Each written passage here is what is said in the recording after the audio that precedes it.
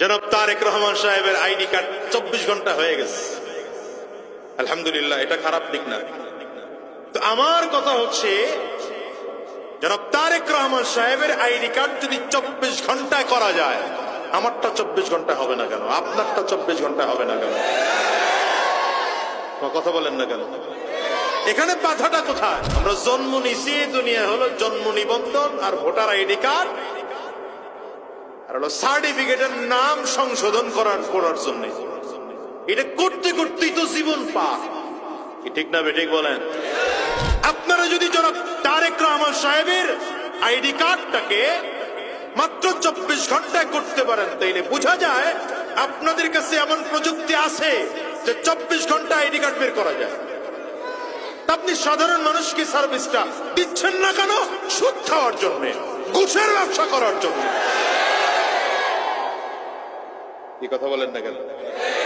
এই জন্য আমি বলবো, আগামীতে কারা ক্ষমতায় যাবেন জানি না, যারাই যাবেন, আল্লাহ যাদেরকে ক্ষমতায় নিবে, সরকারি চাকরিজীবীগুলোর মধ্যে যেগুলো সুদখোর আছে, যেগুলো ঘুষখোর আছে, প্রত্যেকটাকে শাস্তির আওতায় নিয়ে আসেন। এই বাংলাদেশ অটোমেটিক সুন্দর হয়ে যাবে।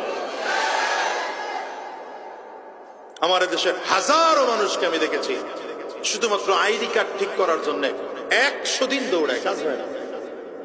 জন্ম নিবন্ধন ঠিক করার জন্য দৌড়ায়। আমি এই জন্য এলাকায় যখন দায়িত্ব আমার আসলো, আমি প্রথম ঘোষণা দিয়েছি যে আমি জন্ম নিবন্ধন সংশোধন করে দেব তো দিবই, সরকারি ফি যতটুকু আছে সেটা পর্যন্ত কারো কাছ থেকে নেব না, আমি নিজের টাকায় সেটা করে দেব। আলহামদুলিল্লাহ, আমার এলাকা এখন ভেজাল মুক্ত, আল্লাহ শুকর।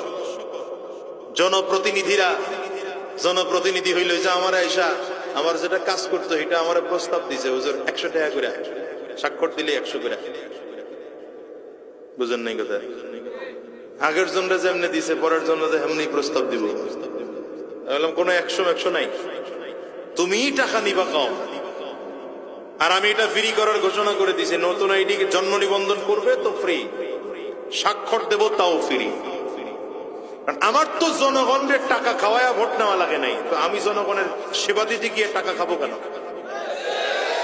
এখন আপনারা যাদেরকে টাকা খাইয়া ভোট দেন, তার কাছ থেকে সেবা নিতে গেলে তো টাকা দিয়েই সেবা নেওয়া লাগবে। কি কথা বুঝেন নাই? আমাদের চরিত্র ভালো না তো, আমাদের এই দেশের চরিত্র ভালো নয় জাতির।